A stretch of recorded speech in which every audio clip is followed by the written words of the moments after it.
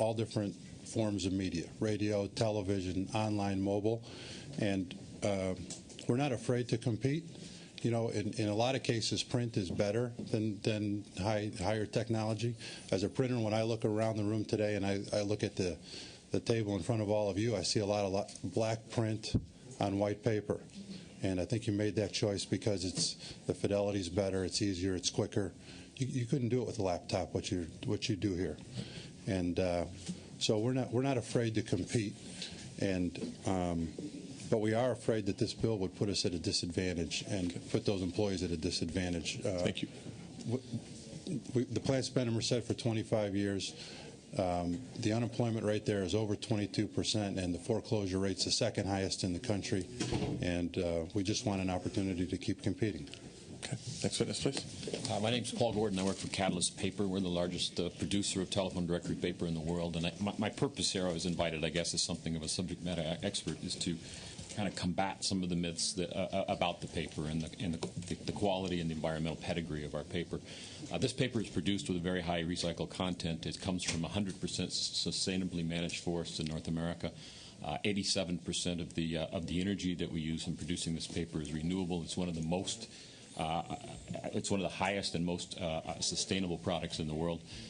This product is not wasteful. It's not harmful to the environment. In fact, the very high use of residuals in the production of this product, as was stated earlier, means that the impact is very, very low. So, okay. Thank you very much. Next witness, just identify yourself, please. Mr. Chairman and members, Scott Wetch on behalf of the International Brotherhood of Electrical Workers. We have two very large locals in the state of California that do nothing but develop the Yellow Pages, including 1,500 members in San Francisco that do nothing but develop the AT&T directories. So we'd urge a no vote. Thank you.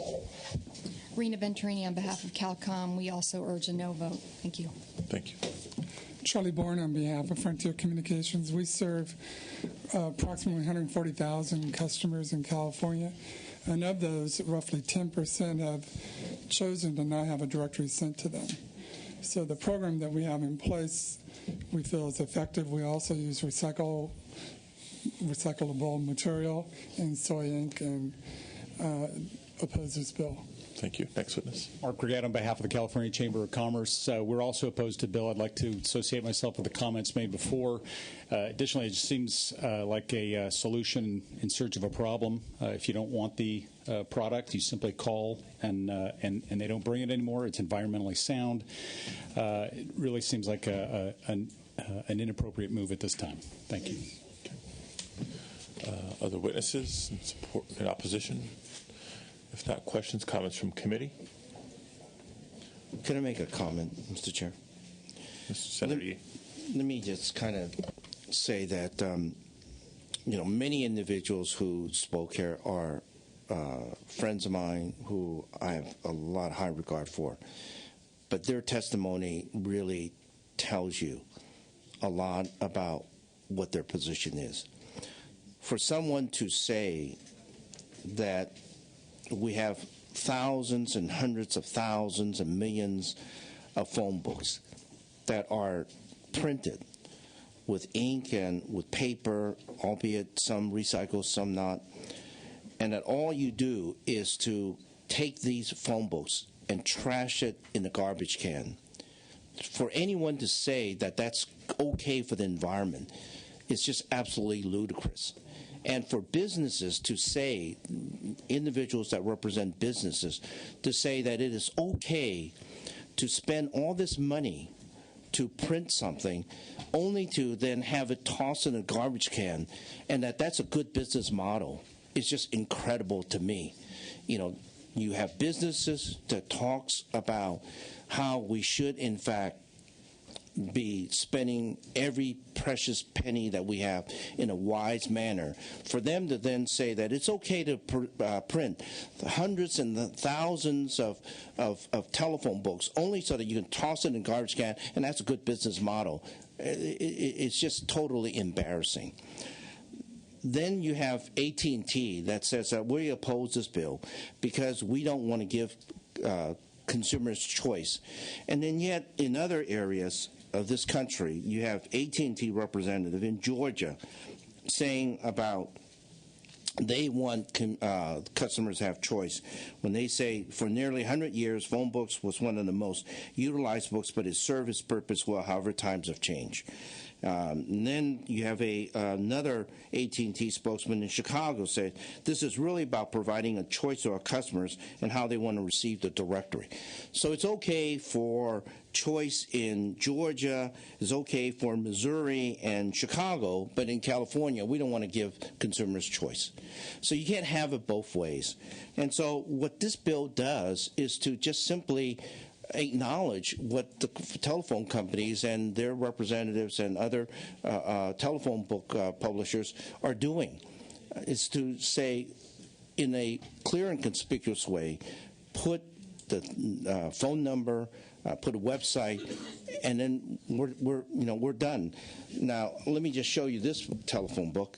There is no way that anybody looking at this cover knows what phone number, what website, as to how to opt out. It may be stuck in some page here, but here you don't. So if you don't care about a phone book, then how do you, in fact, opt out? And so that's what we're saying. Let's just put it in a clear and conspicuous place, and let's not hide it. And hopefully enough people will then opt out.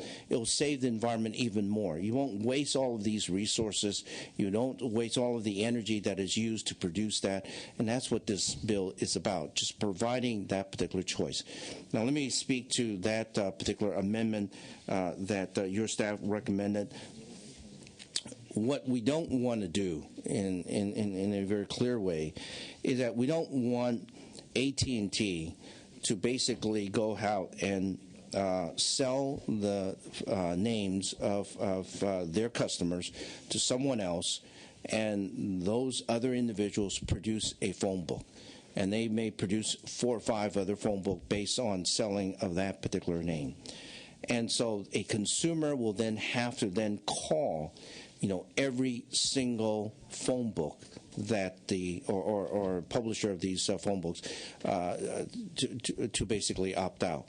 It is rather tedious, a lot of work for the consumer, and the reason why we have the bill that we structure it the way we did was that one phone call to AT&T or the service carrier should then take care of that particular problem.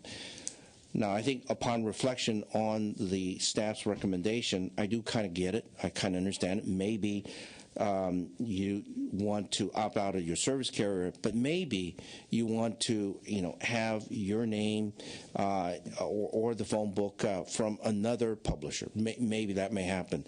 So what I'm prepared to do is to, work with your staff on that particular amendment and say that, for some individuals, they wanted to be able to just simply notify their service carrier, we don't want any more phone book. I don't care who it is, what it is, who you sell it. We don't want it.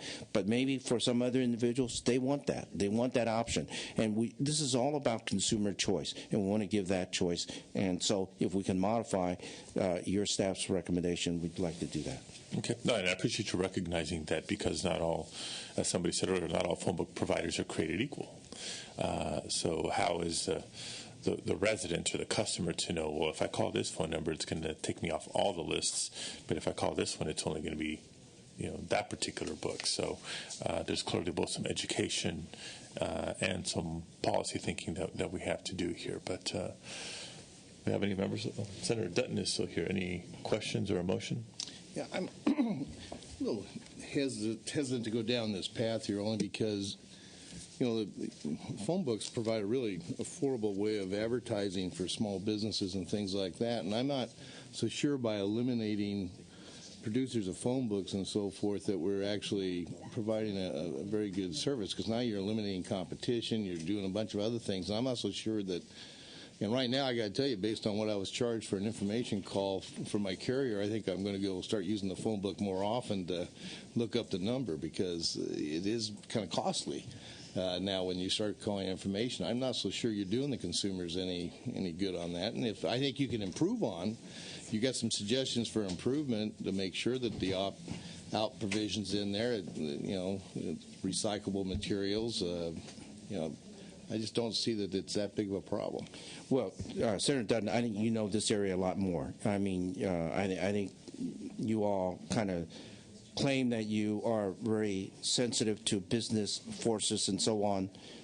This is all about business forces. This is all about making money.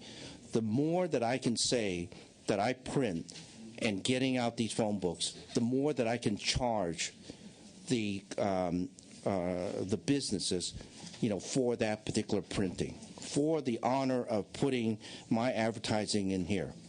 So to some that's the reason extent, that you have competition, though. You want to encourage competition. but to some extent, what's going on is that these companies are deceiving businesses.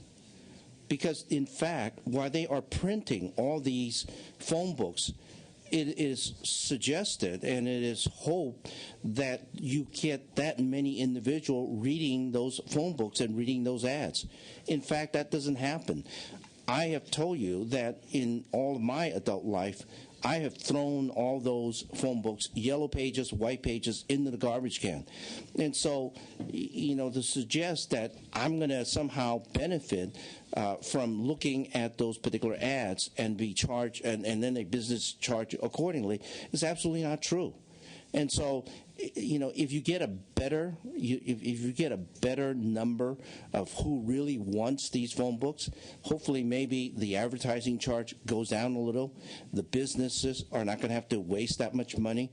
So that's why this bill is going to help business, because you're not going to overcharge for some advertising that's not going to reach anybody except for the garbage can. What about chambers of commerce? They put out directories that are similar to phone books and things for, to encourage people to go to chamber. Are they going to be next on the list that you want to eliminate too? That's what I'm getting around to. You keep wanting to cut out these opportunities for these small business people. Not everybody can afford these expensive alternatives, and I'm still trying to figure out what the problem is that you've got here that you can't solve. Problem is, Senator Dutton, these things go in the garbage can. Well, can you imagine? Recycle them. Can you imagine? A company that produces something, and then at the end of the production, half of it goes into the garbage can. Would you support that kind of a business model? Like the LA Times Sunday edition. I think about half of that goes. Well, maybe you can go after them, but right now, I just want to take care of that particular problem. All right. Thank you. Mr. Chairman, if I might just clarify. Other questions, comments from the committee?